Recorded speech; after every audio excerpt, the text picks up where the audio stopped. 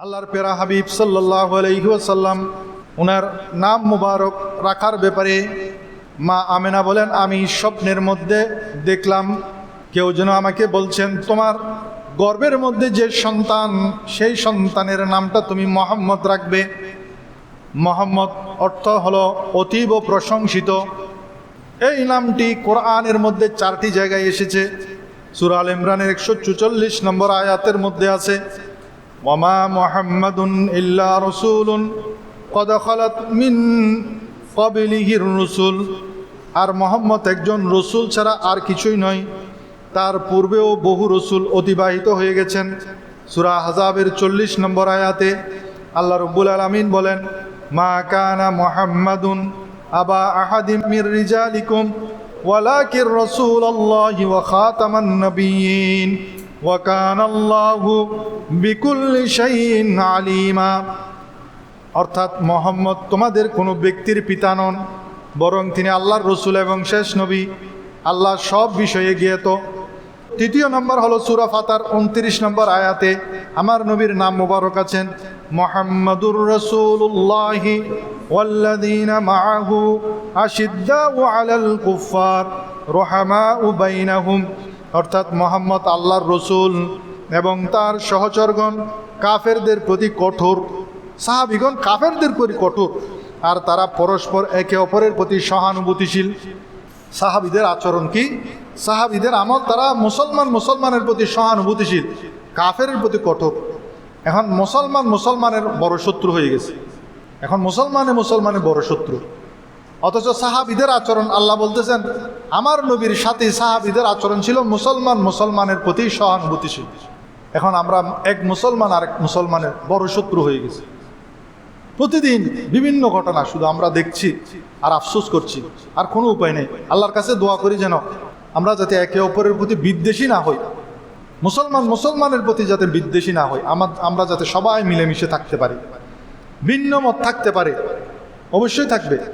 একে অপরের প্রতি যাতে শ্রদ্ধাশীল হই, একে অপরের প্রতি যদি মহব্বত রাখি, এটাই সাহাবীদের আচরণ ছিল। সেজন্য আল্লাহ তাআলা বলছেন রুহামাউ বাইনাহুম, তারা একে অপরের প্রতি সহানুভূতিশীল ছিল। এটাই হলো সাহাবীদের চরিত্র।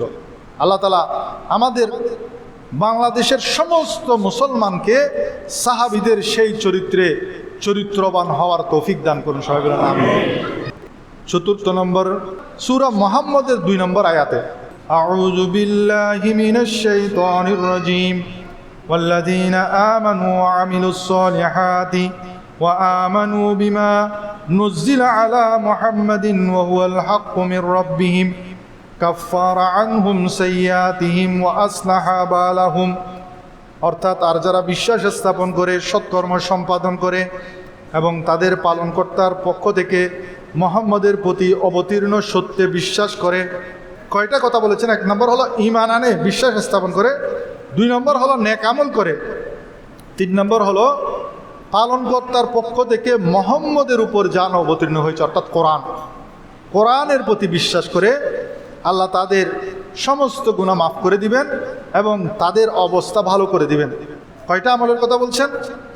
ঈমান আনতে হবে, নেক আমল করতে হবে এবং কোরআনে যা অবতীর্ণ হয়েছে তার উপর বিশ্বাস করতে হবে।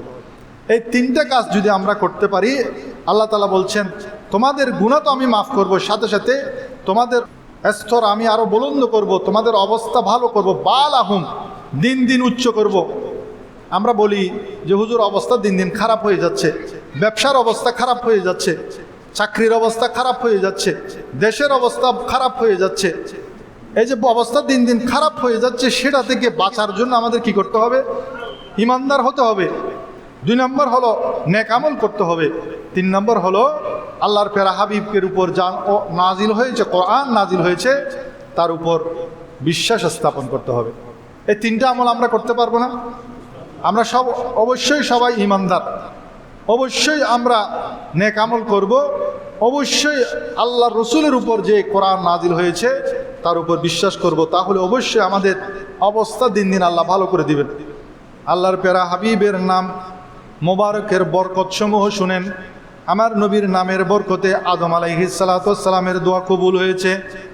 মেরাজের মধ্যে আরশের মধ্যে লেখা ছিল আমার নবীজি বলছেন লা ইলাহা ইল্লাল্লাহু মুহাম্মাদুর রাসূলুল্লাহ।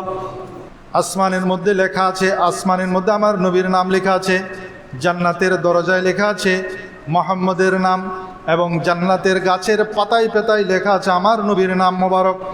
তাফসীরের রুহুল বয়ানের মধ্যে আছে মুহাম্মদ নামটি ছাড়া আমার নবীর আরও 1000 নাম আছে। এই নামটি ছাড়া আমার নবীর আরও 1000 নাম আছে। ইমাম মালিক রহমতুল্লাহ আলাইহি বলেন, যে ঘরের মধ্যে মুহাম্মদ নামের মানুষ থাকে আল্লাহ রাব্বুল আলামিন সেই ঘরের মধ্যে বরকত দান করেন। আমরা আমাদের সন্তানের নামের মধ্যে মুহাম্মদটা রাখি, এক সময় থাকতো কিন্তু এখন নাই, এখন মুহাম্মদটা উঠে গেছে, সেজন্য বরকতে চলে গেছে। আগে আমাদের ফ্যামিলির প্রত্যেকের নামের আগে এই মোহাম্মদ তমুক, মোহাম্মদ তমুক, মোহাম্মদটা মাস্ট বি থাকতো। এখন খুঁজে পাবেন না, মোহাম্মদ খুঁজে পাবেন না, খুব কম মোহাম্মদ নাম রাখে না।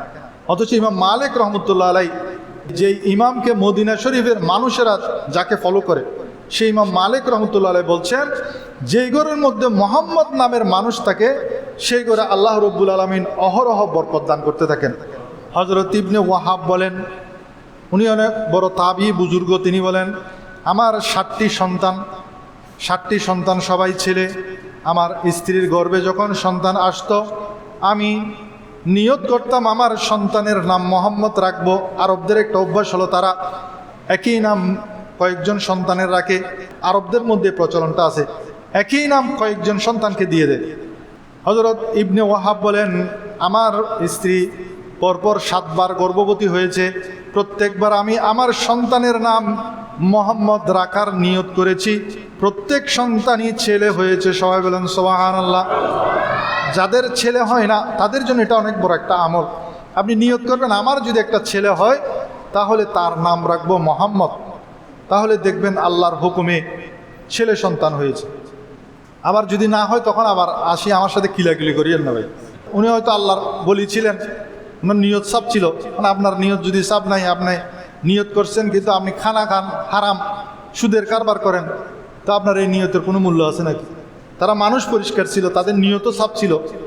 হাদিস শরীফের মধ্যে আছে, যদি কেউ কোনো দস্তারখানার মধ্যে আহমদ অথবা মোহাম্মদ লিখে রাখে তবে ওই স্থানে প্রতিদিন 2 বার আল্লাহর রহমত নাজিল হয়। মুসনাদুল ফেরদৌস হাদিস নম্বর 56,525। হাদিসের মধ্যে আছে, যদি আপনি যে দস্তারখানার মধ্যে, দস্তারখানা তো এখন নাই, ডাইনিং টেবিল না, তো ডাইনিং টেবিলের উপরে হইলো উপরে প্লাস্টিক যেটা আছে সেটার নিচে একটা দস্তারখানা দিবেন সুন্নতের নিয়তে। সে দস্তারখানার মধ্যে আমার নবীর নাম মোবারক আহমদ অথবা মোহাম্মদ লিখে রাখবেন। আল্লাহর পেরা হাবিব বলেন, যেখানে আহমদ এবং মোহাম্মদ নাম লিখে রাখা হয় সেখানে প্রতিদিন 2 বার রহমত নাজিল হয়।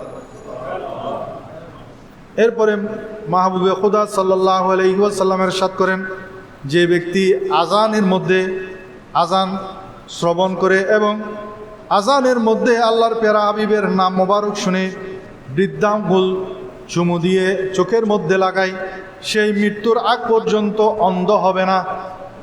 এটা আমার নবীর নাম মোবারকের বরকত।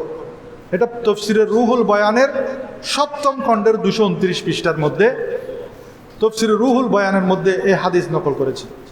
আমি রেফারেন্স সহ দিয়ে দিচ্ছি পরে, যাতে আবার এগুলো নিয়ে কোনো বাড়াবাড়ি না হয়। এটা আবার ফরজ না, ওয়াজিব না, হলো মুস্তাহাব আমল। আপনি যদি না করেন আমি বলবো না আপনি করেন না কেন।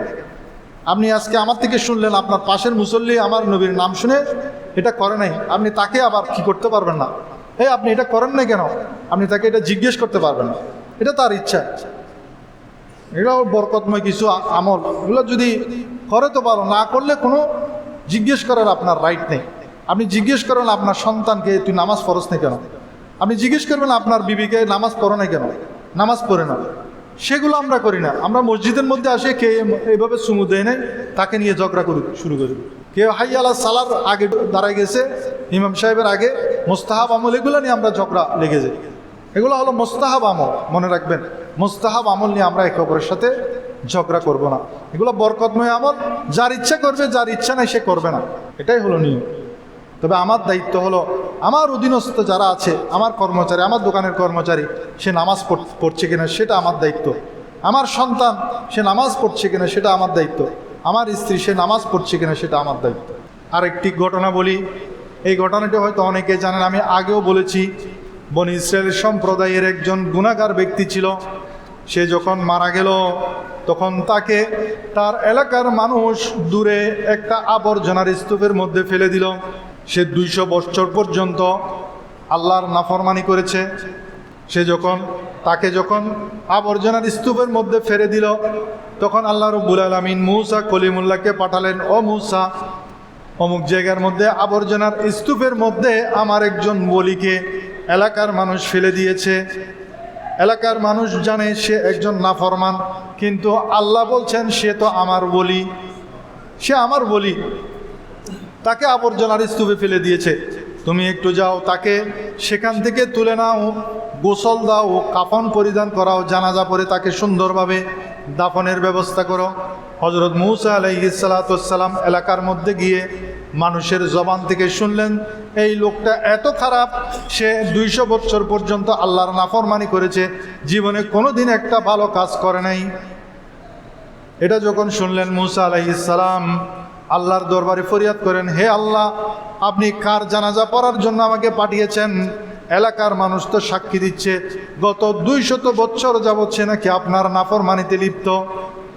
তখন আল্লাহ রাব্বুল আলামিন মূসাকে বলেন, ও মূসা, তোমার কিতাবের মধ্যে আখেরি নবীর জিকির আছে। আখেরি জামানার যে নবী আসবে ওই নবীর নাম আছে আহমদ। আমার নবীর নাম আছে আহমদ। সে প্রতিদিন সকালে, যদিও সে নাফরমান, যদিও সে সুদের কারবার করত, যদিও সে মানুষের উপর জুলুম করত, যদিও সে অন্যায় করত, কিন্তু সে প্রতিদিন তোমার কিতাব পড়ত। ওই কিতাবের মধ্যে বিভিন্ন জায়গায় আখেরি নবীর নাম আছে আহমদ সাল্লাল্লাহু আলাইহি ওয়াসাল্লাম। সে যখন আমার নবীর নাম মোবারক পড়ত, সেই জায়গাটিকে সে আমার নবীর নাম মোবারকের মধ্যে সে চুমু দিত এবং 4 চোখের মধ্যে লাগাতো। সবাই বলেন সুবহানাল্লাহ। তার সে আমলটি আমার এত পছন্দ হয়েছে, তার জীবনে যত গুনাহ করেছে, যত অন্যায় করেছে, আমি সমস্ত গুনাহ মাফ করে দিয়েছি এবং তাকে আমি আমার ওলি হিসেবে ঘোষণা দিয়েছি। সবাই বলেন সুবহানাল্লাহ। তাহলে সেজন্য আল্লাহর নবী আমাদেরকে বলেছেন, আল্লাহর ওলিরা সাধারণ মানুষের মধ্যে লুকায়িত। আল্লাহর ওলি যারা, তাদেরকে চেনা যায় না। সাধারণ মানুষের মধ্যে আমরা দেখছি সে বাহ্যিকভাবে হয়তো কোনো খারাপ কাজ করছে, হয়তো সে এমন কোনো আমল করে ফেলেছেন যার কারণে সে আল্লাহর বন্ধু হয়ে গেছে। সেজন্য প্রত্যেক মানুষের সাথে আমাদের ভালো আচরণ করতে হবে, সবার সাথে সৎ ব্যবহার করতে হবে। এটাই আল্লাহর শিক্ষা, এটাই রসুলের শিক্ষা, এটাই সাহাবীদের শিক্ষা।